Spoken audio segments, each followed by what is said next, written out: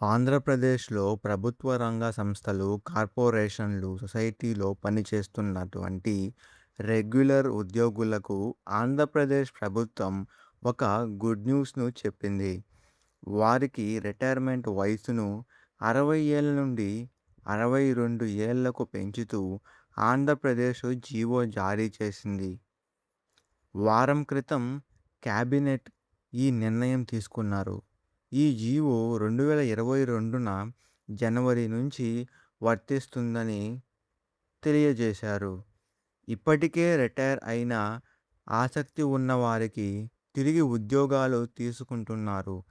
దీంతో రాష్ట్ర వ్యాప్తంగా 15,000 మందికి లబ్ధి పొందుతున్నారు. మళ్ళీ జాబ్ చేరే వరకు ఉన్న ఆ గ్యాప్ పీరియడ్‌లో జీతం ఉండదని ప్రభుత్వం స్పష్టం చేసింది.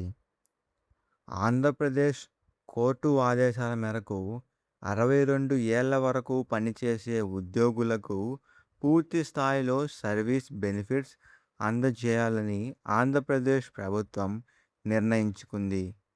ఇప్పటికే 60 సంవత్సరాల పదవీ విరమణ పొంది తిరిగి విధుల్లో చేరకపోతే, ఆసక్తి లేకపోతే పాత నిబంధనలే వారికి రిటైర్మెంట్ వర్తిస్తాయని ఉత్తర్వులు పేర్కొన్నారు. ప్రతి ఒక్క సంస్థ తమ ఆర్థిక పరిస్థితి దృష్టిలో ఉంచుకొని ఎన్ని నెలలు తీసుకోవాలని సూచించారు. అన్ని శాఖలు తమ పరిధిలో పీఎంయూలు, కార్పొరేషన్లు అండ్ సొసైటీలు వెంటనే ఉత్తర్వులు పంపాలని ఆంధ్రప్రదేశ్ రాష్ట్రం ఆదేశాలు జారీ చేశారు.